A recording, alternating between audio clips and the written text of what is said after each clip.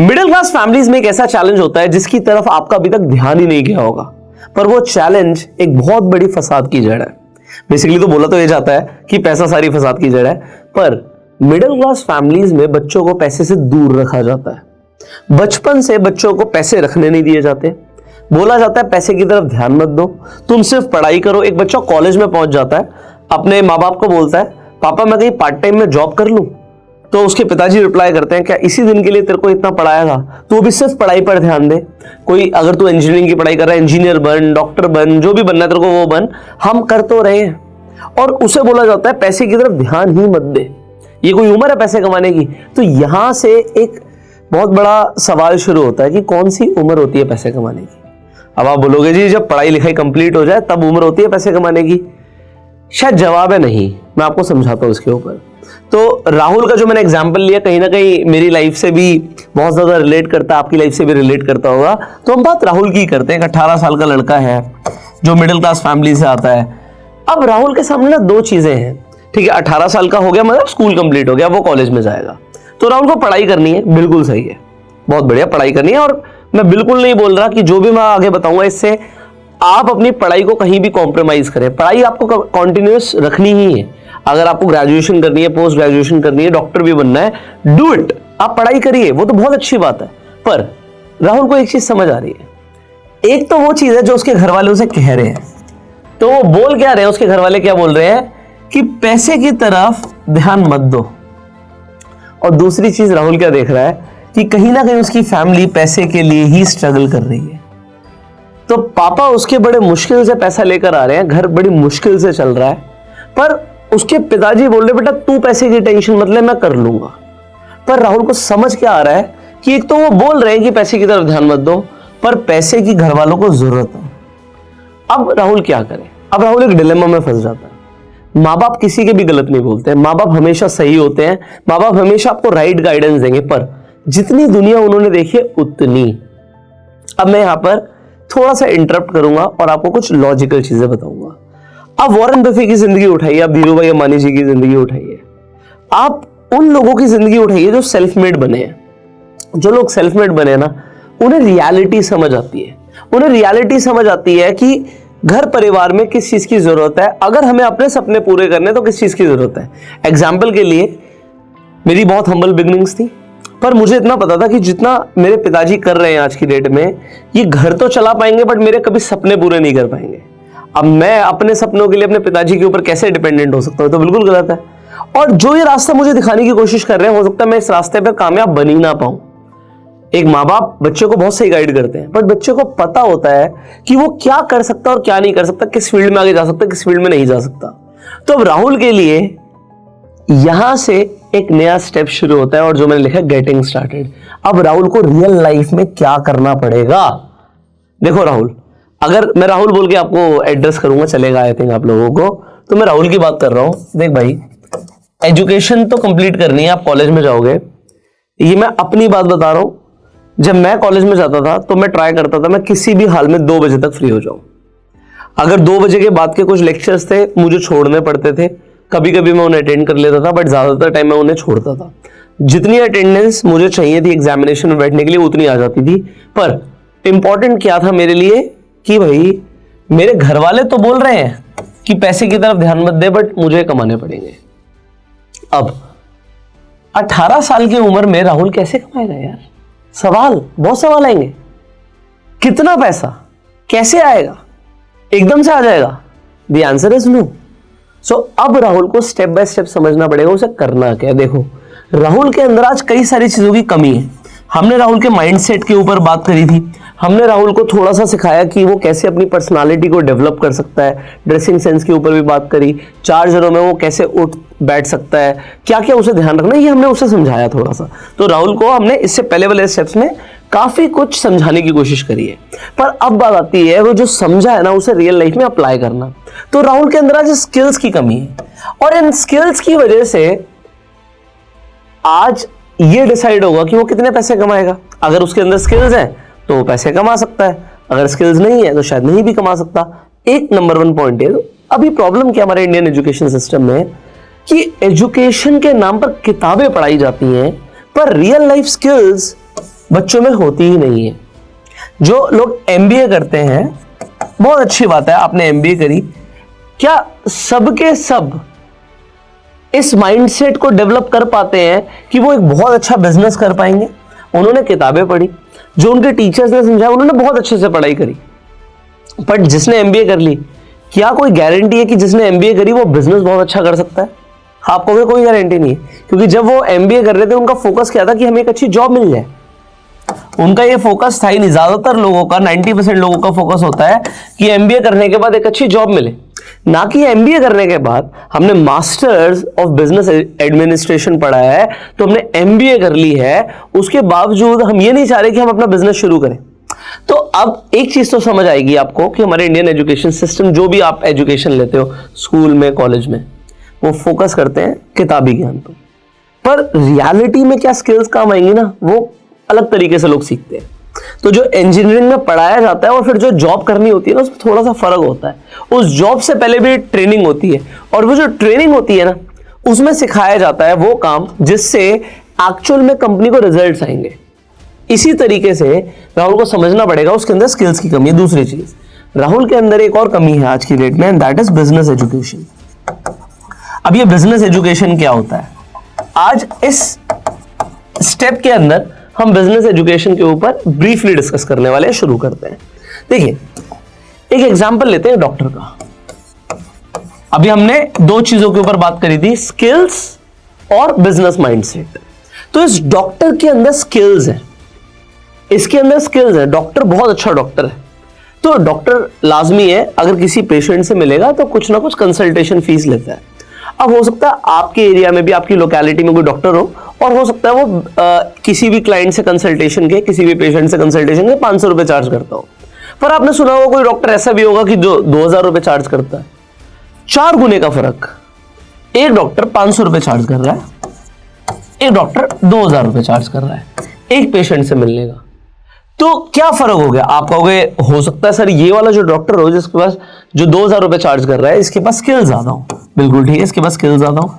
दूसरी चीज, आप ऐसा बोल सकते हो कि उसने जो एजुकेशन ली है कोई बहुत बड़े प्रेस्टिजियस कॉलेज से ली हो, यूनिवर्सिटी से ली हो, मैं बिल्कुल मान सकता हूं। आप कह सकते हो इनका एक्सपीरियंस ज्यादा हो सकता है, इनकी एज ज्यादा हो सकती है। तो ऐसी आप बहुत सारी चीजें बोल सकते हो इन डॉक्टर के लिए। जो 500 रुपए ले रहा है और जो 2000 रुपए ले रहा है, उसके अंदर आप ही ने बोला कि भाई स्किल्स का फर्क है और बहुत सारे और भी पैरामीटर्स, उनका फर्क हो सकता है। मैंने आपकी बात मान ली, चलेगा मुझे, बट हम बात कर रहे थे पैसों की। अब ये वाली जो एजुकेशन है ना, ये बहुत काम की है। अब ये डॉक्टर इतने फेमस हो गए कि वो पहले से 500 रुपए लेते थे, बट इन्होंने लोगों को ना रिजल्ट्स दिए। जो पेशेंट इनके पास जाते थे वो ठीक होने शुरू हो गए, तो ये फेमस हो गए। अब इनके पास पेशेंट्स बढ़ गए। तो वही डॉक्टर जो सिर्फ 500 रुपए लेते थे, उन्होंने फीस बढ़ाई और फीस बढ़ा के 1000 रुपए कर दी। आप कहोगे बिल्कुल हो सकता है सर, मान लिया आपकी बात। कल को और पेशेंट्स बढ़ गए, इन्होंने क्या कहा कि जी अब तो मैं 2000 रुपए लूंगा। एक नया क्लिनिक खोल लिया और फैंसी कर दिया सिस्टम को, और उन्होंने बहुत सुंदर क्लिनिक बनाया, 2000 रुपए पर पेशेंट चार्ज करना शुरू कर दिया। अब आप कहोगे वो डॉक्टर भी 2000 ले रहा है, ये भी डॉक्टर 2000 ले रहा है, वो भी 2000 ही ले रहा है, पर अब इन्होंने 2000 रुपए चार्ज करना शुरू कर दिया। अब मैं कहता हूं इसी डॉक्टर के पास पेशेंट्स और बढ़ जाते हैं। तो आप कहोगे सर यहां पे तो लिमिटेशन आ जाएगी। लिमिटेशन क्या आएगी कि एक डॉक्टर 10 क्लाइंट को, 20 क्लाइंट को, 30 क्लाइंट को एक दिन में देख पाएगा? कितने क्लाइंट्स को देख पाएगा? अगर पेशेंट्स लगातार आते रहेंगे तो डॉक्टर के पास भी लिमिटेड एनर्जी है, लिमिटेड टाइम है, वो सारे पेशेंट्स को नहीं देख सकता। तो यहां पर क्या होगा, इनकम पे कैपिंग आ जाएगी। ऐसा नहीं है कि डॉक्टर सिर्फ पेशेंट्स को देख के पैसे कमाते हैं, ऑपरेशंस भी करते हैं और भी बहुत सारे तरीके होते हैं, उसमें नहीं जाएंगे। देखो डॉक्टर्स भगवान है मेरी नजर में। तो आज की डेट में जब कोई इंसान बीमार पड़ जाता है तो उसे समझ आता है कि डॉक्टर की क्या वैल्यू है। तो मेरी नजर में तो डॉक्टर्स भगवान है। तो मैं डॉक्टर्स के प्रोफेशन को बहुत अच्छा नोबल प्रोफेशन मानता हूं। पर यहां पर अब हम बिजनेस की बात करें, प्रोफेशन बहुत अच्छा है, बहुत सारे पेशेंट्स आ रहे हैं, बट डॉक्टर की इनकम पे कैपिंग हो गई। अब डॉक्टर क्या क्या कर सकता है इसके बारे में सोचो। देखो मैं क्या चाहता हूं, आप मेरे साथ ना एक थॉट एक्सपेरिमेंट में आ जाइए, आप थोड़ा दिमाग चलाइए। आज हो सकता है कोई आदमी इस वीडियो को किसी गांव में बैठकर देख रहा हो, कोई जिले में बैठ के देख रहा हो, कोई कस्बे में बैठ के देख रहा हो, कोई चौल में बैठ के देख रहा हो, पर उसे बड़ा आदमी बनना है यार। कल को हो सकता है आप ही डॉक्टर बने। तो मैं तो चाहता हूं ना कि आपकी ग्रोथ ऐसी हो यार, मतलब tremendous growth. What is the next step, आप उसके बारे में सोच पाए। क्योंकि राहुल आज मिडिल क्लास फैमिली से, बट उसे जो माइंडसेट मिल रहा है ना, वो उसे एक रिच माइंडसेट मिल रहा है, और उसका माइंडसेट उसे गरीब रहने नहीं देगा, इतना मुझे पता है। तो अब हम आपके ही माइंडसेट को चेंज करने की कोशिश कर रहे हैं, उसके लिए हम थोड़ा एक्सपेरिमेंट्स करेंगे। तो अब डॉक्टर क्या कर सकता है?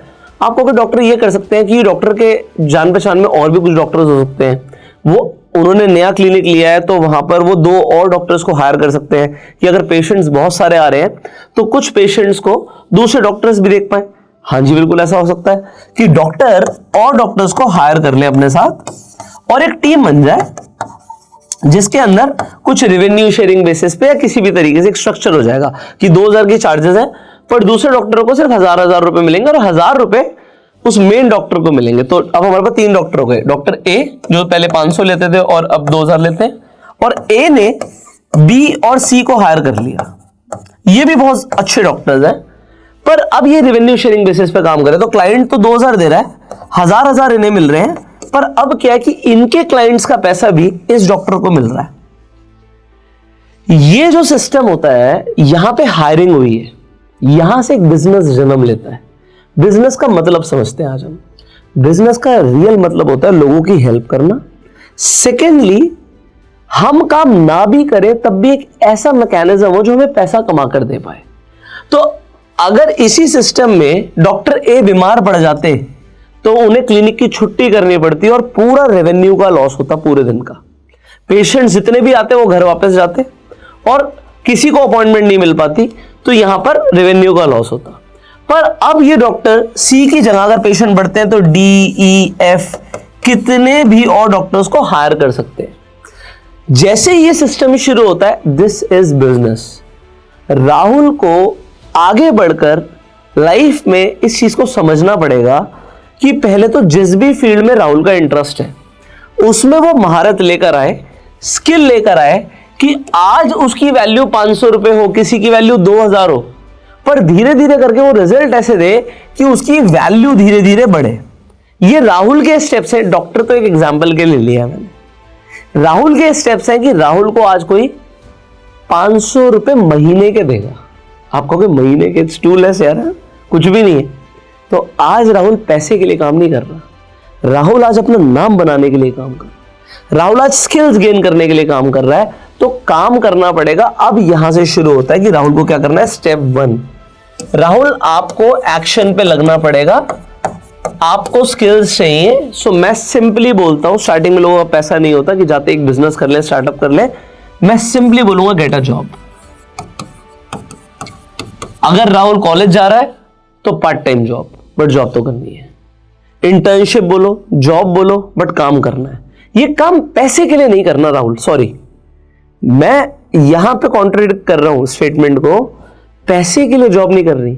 99.99% लोग सिर्फ पैसे के लिए जॉब करते हैं। पैसा मिलना बंद, क्या कोई जॉब पर जाएगा? अगर आज आपके फादर ही जॉब करते हैं, अपने फादर से सवाल पूछना है, पापा अगले महीने की सैलरी नहीं मिलेगी, क्या जॉब पर जाओगे? वो कहेंगे नहीं जाऊंगा, नहीं जाऊंगा।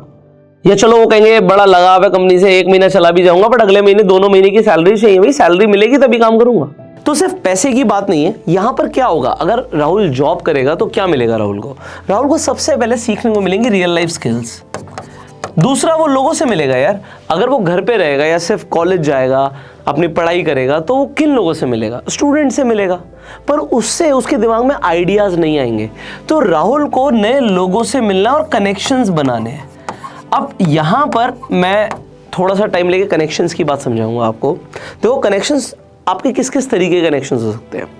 मान लेते हैं राहुल कोई रियल एस्टेट कंपनी के अंदर जॉब करना शुरू करता है और उसे सबसे सिंपल काम मिलता है, क्योंकि स्टार्टिंग में यही काम मिलेगा। मान लो उसे फ्लैट्स बेचने हैं। अब फ्लैट्स किसी बिल्डर के फ्लैट्स हैं, उसे फ्लैट्स बेचने हैं। तो अब राहुल कनेक्शंस बनाएगा उन लोगों से जो फ्लैट्स खरीद सकते हैं। तो वो बेसिकली एफिलिएंट लोग होंगे जिनके पास पैसे होंगे, तो उन लोगों से कनेक्शंस बनाएगा। इसके साथ साथ उसे अपने जैसे और भी लोग मिलेंगे जो फ्लैट्स बेच रहे होंगे। अब आप कहोगे यार 18 साल का लड़का फ्लैट बेचने निकलेगा। हो सकता है आपके दिमाग में ऐसा परसेप्शन क्लियर ना भी हो रहा हो, क्योंकि आपने हो सकता है किसी को ना भी देखा हो, बट ऐसे बहुत सारे लोग हैं जो 18, 19, 20 साल के हैं और वो डेफिनेटली रियल एस्टेट के अंदर अच्छा कर रहे हैं। मैं एक एग्जांपल ले रहा हूँ। राहुल वो काम करना जिसमें आपका इंटरेस्ट हो। पैसा हर फील्ड में है, हमें बस उस फील्ड के टॉप पर पहुंचना है। आप किसी भी फील्ड के टॉप पर पहुंच जाओगे, चाहे वो खाना बनाना ही क्यों ना हो या गाना गाना ही क्यों ना हो, अगर आप टॉप पर हो तो आप बहुत पैसे कमाने वाले हो। बट अगर आप बॉटम पे हो, किसी भी फील्ड में पैसे नहीं कमा पाओगे। सो अगर वो रियल एस्टेट के अंदर फ्लैट्स बेच रहा है, अपार्टमेंट्स बेच रहा है, शॉप्स बेच रहा है, कमर्शियल प्रॉपर्टीज बेच रहा है, वो पैसे कमा सकता है, डेफिनेटली कमा सकता है। लोगों को चाहिए कुछ और राहुल के पास अगर कुछ, तो बस यही एक जो ट्रांजैक्शन है ना, इसे बिजनेस कहते हैं। तो राहुल कनेक्शंस किनके साथ बनाएगा? डेफिनेटली उन लोगों के साथ जो बहुत अच्छा कर रहे हैं, जिनके पास पैसा है, ठीक है। तो एक तो उसके पास एक कैटेगरी ऑफ लोग मिलेंगे उसे। अब दूसरी कैटेगरी कौन सी है, उसके ऊपर भी हम बात कर लेते हैं। दूसरी कैटेगरी है उन लोगों की जो हार्ड वर्किंग और जिनके अंदर स्किल्स हैं। राहुल को मैं बताना चाहूंगा भाई, इन लोगों के भी आपको कम से कम फोन नंबर्स अपने फोन में सेव रखने हैं, एक अच्छा कनेक्शन बनाना है। रीजन क्या है? राहुल हो सकता है कल को कोई अपना खुद का स्टार्टअप करे और उसे कोई बिजनेसमैन भी मिल जाए उसके स्टार्टअप को फंड करने के लिए। तो उस टाइम पे राहुल को लोग चाहिए होंगे, वो लोग जो टैलेंटेड हो, वो लोग जिनके अंदर स्किल्स हो। अब राहुल क्या किसी जॉब कंसल्टेंसी कंपनी को जाके बोलेगा कि मुझे लोग दो? डेफिनेटली बोलोगे आप, पर क्या उससे वो लोग मिलेंगे जो आपको एग्जैक्टली चाहिए? स्टार्टिंग में आपको जो मैनफोर्स है वो वहीं से मिल जाएगी जो आपने कनेक्शंस बिल्ड करे हैं। अगर आप कोई बिजनेस करना शुरू करोगे तो स्टार्टिंग में आपके दिमाग में लोग होंगे, भाई वो आदमी के अंदर ये टैलेंट है, वो आदमी के अंदर वो टैलेंट है, वो आदमी फिलहाल उस कंपनी के अंदर काम कर रहा है। और जब आपके कनेक्शंस अच्छे होंगे, आप बुलाओगे, लोग आएंगे। और मैं आपको ये भी बता रहा हूँ, मैंने ऐसे कई लोग देखे हैं अपना स्टार्टअप कर रहे हैं, उन लोगों के पास कुछ खास पैसा नहीं है और उनकी टीम में ऐसे ऐसे लोग आ गए हैं जो और कंपनीज के अंदर कोई 50,000 पे, 1 लाख पे, 1.5 लाख पे जॉब कर रहे थे और जॉब छोड़ के उस आदमी के साथ स्टार्टअप करने लग जाते हैं जिसके साथ उन्हें अपना आगे का विजन दिखता है। तो राहुल को ये स्किल्स, विजन दिखाने वाली स्किल्स, विजन बनाना, ये सब सीखनी पड़ेंगी क्योंकि आज राहुल के पास ये नहीं है। पर आज राहुल वो कनेक्शंस बनाएगा उन लोगों के साथ जो मैंने बताया, एक कैटेगरी पीपल है, दूसरा जिनके पास स्किल्स है। फ़ोन में नंबर सेव होना ना बहुत बड़ी बात होती है, फ़ोन में नंबर होना ही बहुत बड़ी बात होती है। क्या आपके पास देश के प्राइम मिनिस्टर का नंबर है? शायद नहीं, मेरे पास भी नहीं है। पर जिसके पास है वो आदमी क्या है, आप समझ रहे हो? एक फ़ोन नंबर होना एक बड़ी बात होती है, फ़ोन नंबर होना बड़ी बात होती है। तो अगर किसी ऐसे बिजनेसमैन का उसके पास नंबर है जो कि बहुत अच्छा कर रहा है और उसके बहुत सारे लिंक्स हैं, तो मैं आपको समझाता हूँ। राहुल के पास आज कोई कनेक्शंस नहीं है, पर राहुल को एक ऐसा बिजनेसमैन मिलता है जो राहुल को अपने बच्चे की तरह समझता है। उसे दिखता है राहुल बहुत मेहनती है, राहुल बहुत अच्छा लड़का है। और ये आदमी के पॉलिटिकल लिंक्स भी हैं, बिजनेस लिंक्स भी हैं, हर तरीके के लिंक्स हैं। और ये राहुल को बस इतना बोलता है कि तेरे को कभी भी लाइफ में कोई ज़रूरत हो मैं तेरे साथ खड़ा हूँ। क्या ये स्टेटमेंट काफ़ी नहीं है राहुल के लिए? आप कहोगे बहुत बड़ी बात है ये तो।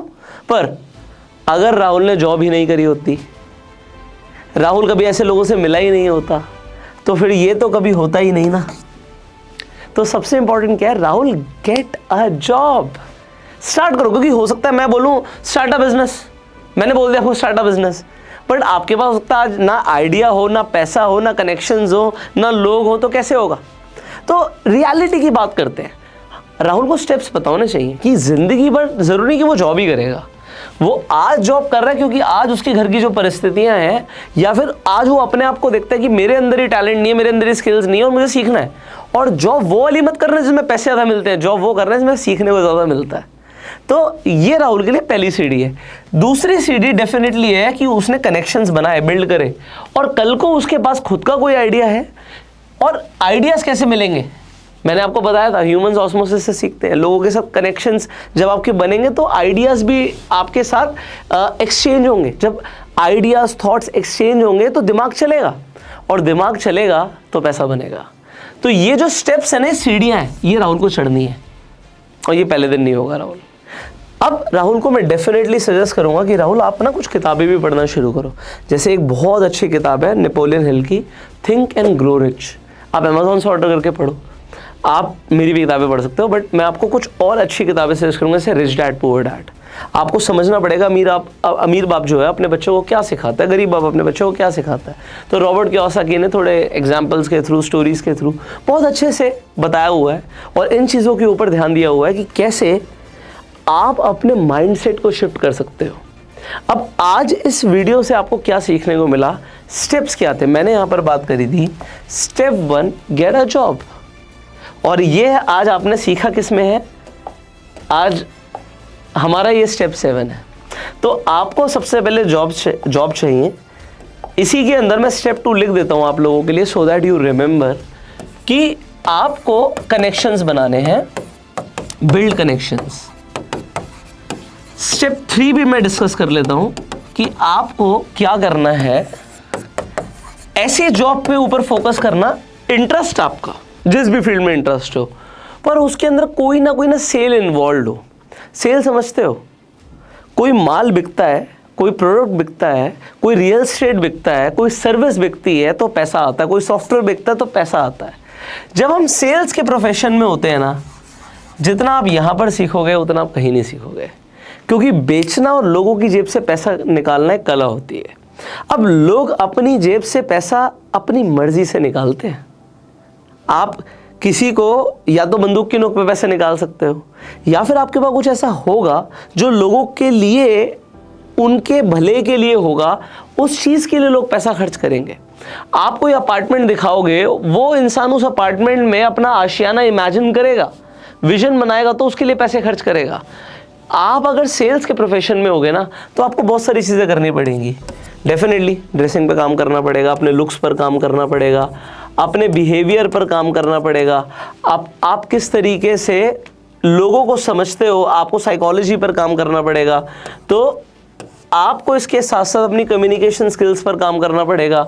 तो सेल्स के लोग, मुझे पर्सनली ऐसा लगता है कि बेस्ट लोग होते हैं किसी भी इंडस्ट्री के अंदर। किसी भी इंडस्ट्री को उठा लो, उस इंडस्ट्री के सेल्स के लोग बेस्ट लुकिंग होंगे, वो साइकोलॉजी को बहुत अच्छे से समझते होंगे, वो कंपनी को रेवेन्यू लेकर आ रहे हैं, भाई पैसा लेकर आ रहे हैं। सो जो सेल्स के अंदर लोग होते हैं ना, they are the first to be hired and last to be fired. उन्हें सबसे पहले हायर किया जाता है, सबसे बाद में निकाला जाता है, क्योंकि इनसे कंपनी चल रही होती है। तो आप अगर कोई ऐसा काम शुरू करते हो, आपका फर्स्ट जॉब है, आपने हमेशा से सुना होगा मिडिल क्लास फैमिलीज में कि कोई भी काम करना, सेल्स का काम मत करना, क्योंकि उन्होंने क्या देखा है, घर घर जाके बेचना पड़ता है, इंश्योरेंस में लोग बेचते हैं, पीछे पड़ जाते हैं, इस तरीके से चीज़ें देखी है उन्होंने। पर उन्हें ये नहीं पता कि सबसे ज़्यादा इंसेंटिव भी सेल्स में ही मिलता है। जब आप कोई रियल एस्टेट बेचते हो ना, और वो 1% की कमीशन मिलती है, 1 करोड़ की कोई प्रॉपर्टी बिकी, 1% 1 लाख रुपए होता है, 2% 2 लाख रुपए होता है। जो इतना बड़ा बड़ा इंसेंटिव मिलता है, ये सेल्स में ही मिल सकता है। और ये मैं बहुत छोटे लेवल पर बात बोल रहा हूँ। जैसे जैसे आप ग्रो करोगे, आप सेल्स के अंदर सेल्स हेड बनते हो, आपकी टीम होती है, आप अपनी टीम से काम करवाते हो, उनसे सेल्स निकलवाते हो। So what are you doing? Doctor की बात याद आई कि डॉक्टर ए ने doctor B, doctor C, doctor D को हायर किया था, और इसी तरीके से उन सब के एफर्ट से डॉक्टर ए कमा रहा था। सेल्स के अंदर आप ये सीखोगे, क्योंकि बिजनेस भी तो यही होता है। कल को अगर आपको अपनी खुद की कंपनी चलानी होगी, तो आपको सबसे ज़्यादा सीखने को मिलेगा। आज हो सकता है आपको मेरी बातें रेलेवेंट भी ना लगे, मुझे चलेगा यार, क्योंकि मैं आज के लिए तो बना ही नहीं रहा ये वीडियो। ये आपको लाइफ टाइम चीज़ें याद रहेंगी, और आपको अगर याद रहेंगी तो आपके काम ज़रूर आएंगी। सो मैं यहाँ पे स्टेप्स बता रहा हूँ, और जब आप सेल्स में होगे तो आप डेफिनेटली पैसा कमाओगे। अब आपके घर वाले आपको स्टार्टिंग में अपोज कर सकते हैं, बट मैं आपको एक बात बताता हूँ, जिस दिन आप एक अच्छा अमाउंट अपने माँ बाप के हाथ में आके रखोगे ना, और बोलोगे पापा मैंने मेहनत से कमाए हैं, मैंने इस, और क्लियरली बताओ आप क्या काम कर रहे हो, आप जो भी काम कर रहे हो उसके बारे में आपके माँ बाप को पता होना चाहिए। कुछ छुपा के नहीं करना, बता के करना है। बट जिस दिन आप अपनी मेहनत की कमाई अपने माँ बाप के हाथ में ला के रखोगे ना, उन्हें गर्व ज़रूर होगा आपके ऊपर। अब यहीं पे मैं आपको बताना चाहूँगा, पैसे कमाने की ना एक्चुअल में कोई उम्र होती नहीं है।